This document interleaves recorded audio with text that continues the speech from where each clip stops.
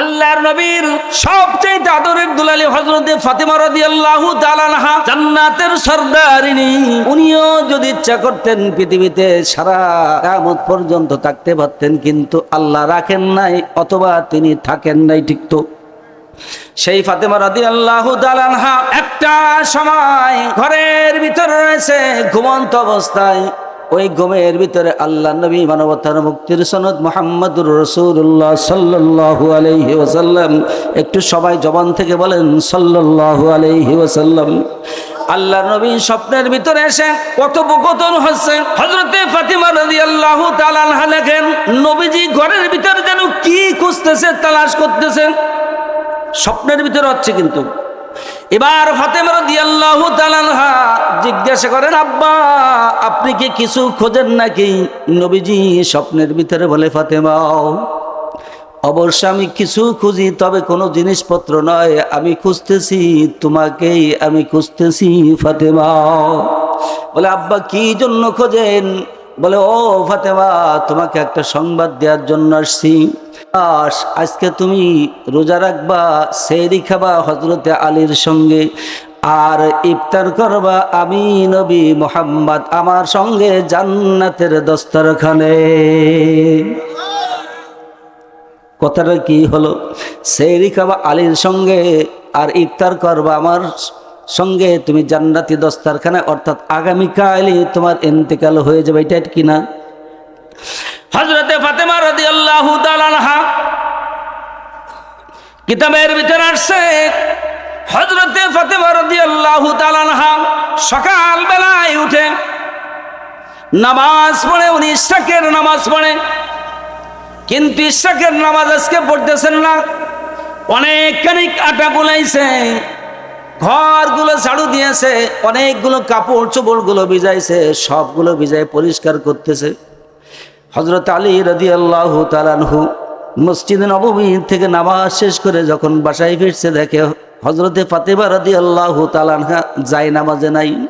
আশ্চর্য হয়ে গেল, হযরতে ফাতেমা তো কোনোদিনও এই ইশরাকের নামাজ কাজা করে না। ও ফাতেমা, তোমাকে তো এখন মুসাল্লা যায় নামাজে দেখার কথা, তুমি কেন এখন ঘর ঝাড়ু দিচ্ছ, ঘরের কাজ বাজে নিয়ে ব্যস্ত আছো? মা ফাতেমা চোখ ধরে পানি পড়তেছে, জ্বর জ্বর করে পানি পড়ে। ফাতেমা রাদিয়াল্লাহু তাআলা আনহার হযরত আলী জিজ্ঞাসা করে, ফাতেমা রে তোমার মনটা কেন খারাপ? ও ফাতেমা তোমার মনটা কেন খারাপ? বলে, ওগো প্রাণের স্বামী আলী, সত্য সংবাদ যদি আপনাকে আমি দেই আপনি সহ্য করতে পারবেন না।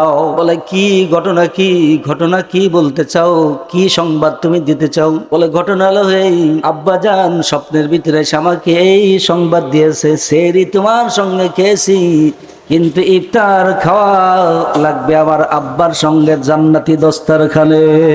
সাউন্ড মাইনাস হয়ে গেছে, মাইকের অপারেটরকে সাউন্ড কমে গেছে।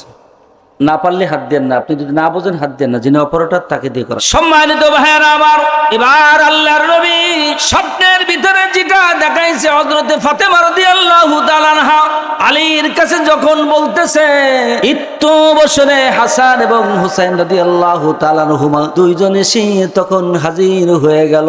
হাজির হয়ে বলতেছে, ও আব্বা মা তোমরা কি বলা বলি করো? দুইজনের তো মন খারাপ, দুইজনের চোখে পানি, ঘটনা কি? তোমরা কি বলা বলি করতেছো? হযরত আলী বলে, ও হাসান হুসাইন, তোমাদের ঘটনা শোনা লাগবে না, তোমরা জলদি করে চলে যাও তোমার নানা জানের কাছে। বলেন তো নানা জান কোথায়? রওজায়ে আতহারে, কবরের ভিতরে। বলে, নানা জানের কাছে চলে যাও। হাসান এবং হুসাইন রাদিয়াল্লাহু তাআলা আনহুমা দুইজনে তখন নানার কবরের কাছে চলে গেছে, রওজার কাছে। যে ডাক দিয়ে বলতেছে, নানা যান, আব্বারও কাঁদতে দেখি, মাকেও কাঁদতে দেখি, তুমি আমাদের ছেড়ে চলে গিয়েছো, আব্বা মা ছাড়া আমাদের সান্ত্বনা দেওয়ার আর কেউ নাই। ও নানা জান, আব্বা মার মন খারাপ দেখলি তোমার কাছে আসতাম, তুমি আমাদেরকে ছেড়ে চলে গিয়েছো, এখন আব্বা মারও যদি মন খারাপ দেখে আমরা কার কাছে যাব? তোমার রওজা আতারের কাছে আসছি নানা যান।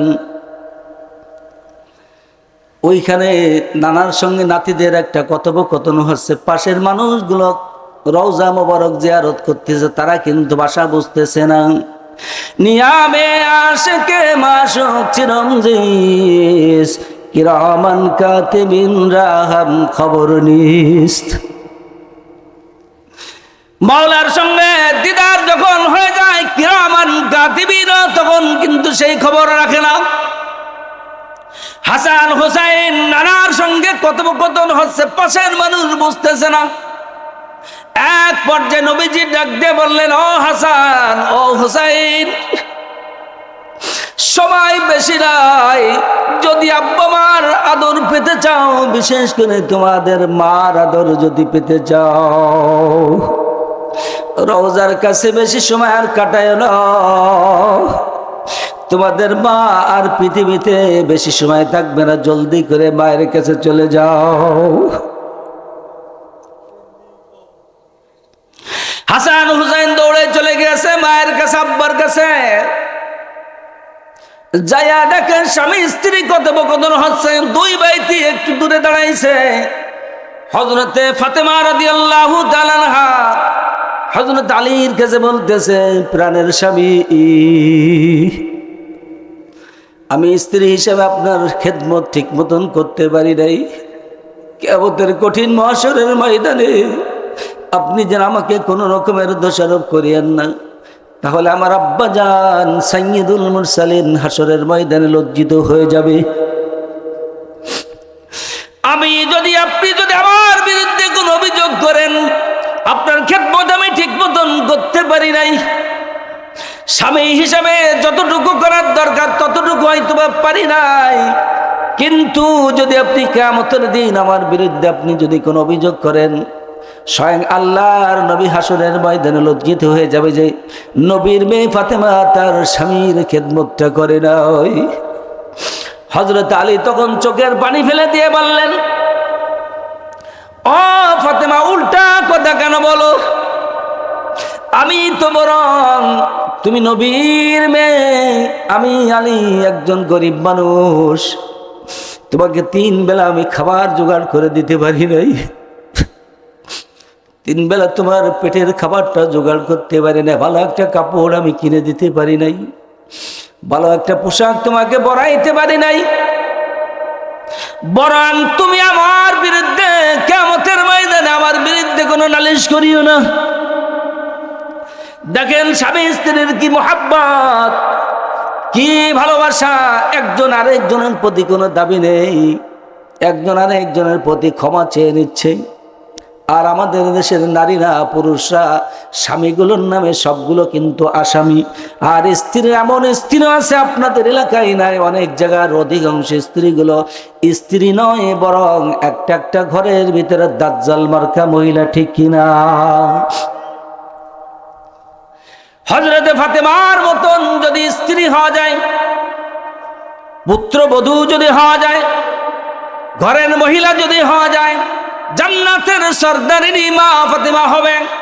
মা ফাতেমার ক্যারেক্টারের সঙ্গে যদি কোনো নারীর ক্যারেক্টার মিলে যায়, নিঃসন্দেহে ওই ব্যক্তিকে জান্নাতের সরদারিনী হিসেবে হযরতে ফাতেমা রাদিয়াল্লাহু তাআলা আনহা আব্বার কাছে সুপারিশ করবে, ঠিক কিনা? সম্মানিত হাজিরিন, স্বামী স্ত্রী যখন কান্নাকাটি চলতেছে, এমত অবস্থায় হাসান হুসাইন উপস্থিত হয়ে গিয়েছে। বলে, আব্বা মা, তোমরা কান্নাকাটি আর করিও না, আসল রহস্য নানার কাছ থেকে জেনে আসছি। নানা এতিম করে গেছে, মা তুমি আমাদেরকে এতিম করে দুনিয়া থেকে চলে যাও। পৃথিবী আমার আসল ঠিকানা নয়, মরণ একদিন মুছে দেবে সকল পরিচয়, ঠিক কিনা? মরণ যেদিন আসবে সেই দিন কিন্তু কোনো পরিচয় থাকবে না। আপনি একজন রাজা বাদশাহ যদি হন, এই দেশের প্রেসিডেন্টও যদি হন, মরণের পরে কেউ আপনাকে প্রেসিডেন্ট বলবে না, বলবে আব্দুর রহমান প্রেসিডেন্টের লাশ শুয়ে আছে, ঠিক কিনা? বলবে না যে প্রেসিডেন্ট, ওই যে মরার পরে আপনার আর কোনো পরিচয় থাকবে না, একটাই পরিচয় হবে, সেটা হচ্ছে আপনি একজন মাইয়া।